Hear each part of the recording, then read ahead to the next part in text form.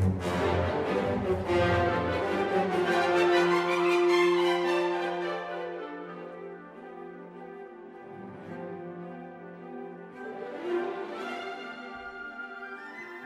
and welcome to Series 3 of Furtive Figaro. I am making my company debut for Welsh National Opera singing Musetta in Anabelle Arden's new production of La Bohème. For this first episode we are going to look at makeup. The character of Musetta wears a lot of makeup. She's very glam. These are my two lovely makeup girls. Shan, who's hiding just out of shot. Hello! And Leanne. Hello! Leanne has a kind of curious job because she turns up at the beginning and basically puts my hair in pin curls. And that's it. But they are marvellous pin curls. So I have to keep on Leanne's good side so that when I take my pin curls out at the end of the night, how crazy my hair is depends on how Leanne has pin curled it. So I have to keep on her right side. Oh yes. Oh yes. Anyway, now this is the start of the Musetta makeup. And in fact I've just realised that I need to get changed. This is me in my dressing gown now. This is my own special dressing gown, which was bought for me by Susie Tudor Thomas, who was singing Second Lady when I sang First Lady at the Coliseum. So it's very, very treasured. Yep. And I always wear it. It's just quite nice to have something that's your own. Obviously you have to take off your own clothes before all of this rigmarole starts. I'll just take my earrings out while we're at it. Because otherwise your own clothes get covered in makeup, or depending on what the neckline is, sometimes you can't actually get them off and you're stuck. You can't actually get over the wig. And Musetta's wig, as you will see, is fairly large, isn't it? Yeah. You'll be introduced to her in a minute. So this is Shan, and are you the head of makeup? Head of wigs and makeup. Head of wigs and makeup. Mm-hmm. I've never been sure whether they had a head of both. So what was for a show like this? What happens? Are you given a brief for each character by the designer? Yeah, the designer. I mean, Stephen was quite specific in what he wanted for all the characters. So. Yeah, he had his designs and then you sort of work with him to come up with a sort of finished thing. But I think most of the people are pretty close to his original design. So, like he specified that he wanted Musetta to be red. Red hair. Red hair, yeah. And red lips. And red lips, yeah. But, you know, very sort of glam. Because, of course, the rest of the characters are fairly austere. Mm-hmm. And Mimi is quite a simple soul really, so she's not terribly glam. So I suppose the idea is that when Musetta comes on the stage, everyone goes, whoa! Yeah, she gets to wear the fur and the lipstick. The fur and the lipstick, and yeah. And I have a little entourage of trannies as well, which lovely. Which is lovely. It's not something that a girl can see every day.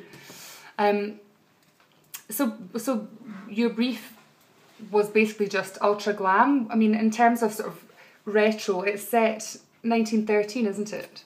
Thereabouts. Yes. It's Christmas Eve, 1913, I think. And is there something? I mean, from a makeup point of view, what does that mean? Is there a difference in the way that eyeliner shapes or brow shapes or anything like that? There is, if you're going to be sort of spot on. But for him, he actually came up with quite a sort of I think as the show is, the set's a sort of mix of the old and the new. So is the sort of hair and the makeup, because one of the hair inspiration, even though a lot of his stuff was sort of period sort of references, there was also some sort of modern stuff references as well. So makeup wise and hair. So I think it was a sort of mix of the two. So I wouldn't say your makeup is particularly period. It's just a glamorous, you know. It's just a sort of, you know, unspecific glam, isn't it? Yes, yeah. It's quite handy actually, because at the end of the night I can just go straight out without having to change my face too much. I just look ridiculously dressed up when you see it with my jeans. But so the order is pin curls, flat cap, which is always a good look, and then we do the makeup first, so the makeup is completely done by the time we put the wig on. Because the wig, this is something that you can't really see from the audience, but in order to make them stick, as well as the hairpins, there's very fine netting which goes over the top of your skin, so obviously the makeup base has to be on underneath that. Here we go, finish. The lighting here is terrible, so you probably can't even see. No. But that's the face now done. Yeah. Apart from your lips. Apart from the lips. Yeah. I do the lips myself once everything else is done, so that I've got a steady hand. Here is the gorgeous going on. Ta-da! A little bit like kind of Marge Simpson-esque Leaning Tower of Pisa. It was the first time, it was huge, wasn't it? It was the first time. It's got a little bit camera. The first time we put it on, it was mental. And the thing is, I'm so tall anyway, so by the time I've got on my heels and this wig, I'm about 7 feet tall. But luckily, as Musetta, you're allowed to be larger than life, so it's all good. And the lips are done. We're pretty well ahead of schedule now, actually. So what I might do is go and chap in some doors and see if we can have a look at what stages everyone else is in.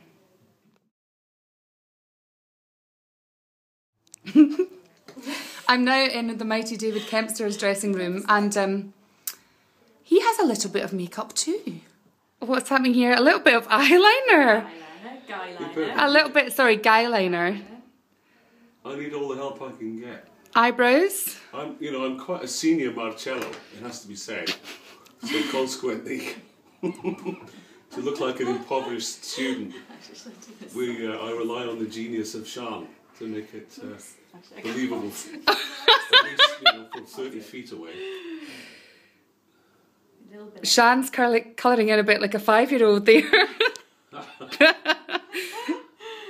Oh, very clever. So those are your own sideburns. Oh yeah. You just colour them in. Yeah, they're not stunt sideburns. Not stunt sideburns. I've grown them myself. No face wigs here. They just need a bit of enhancement. Now, I have a bit of an issue with this moustache because I end up with all of this brown powder all over my face at the end of Act 2 after Marcello and Musetta are reunited. We have a wee snog-ette, and we both end up with red lipstick all over our faces, and I usually end up with a bit of a powder goatee as well. Kate generally comes away looking like Wyatt Earp after the snog. 10 years younger. You think so? Absolutely. We need to get Gok Wan in here. Certainly not suitable for close-ups, but over the orchestra pit. It's magic. We keep our fingers crossed.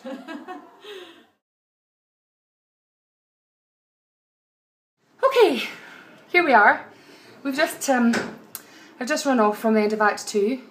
As you can see by my face, Exhibit A. What I was talking about earlier on about Marcello's beard and lipstick ending up all over my face, this is the result. I seem to have ended up with something down my neck today, I'm not quite sure what that was. The trannies get in on the action a bit as well, so let's blame them. Luckily for this scene, I'm supposed to have been up drinking and cavorting in the tavern, I guess, all night, so I'm not supposed to be very well put together. So, earrings out. Shan and I always have a bit of a team effort here, don't we? Because there's not a massive amount of time. But essentially I don't really need to tidy this up much because I'm supposed to have been up kissing whoever all night anyway. But what I always do is put on a bit more red over the top. Like that.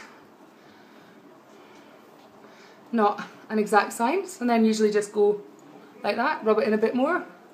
It's great. It's a bit like when you used to put on makeup when you were a kid. There's no less is more about it.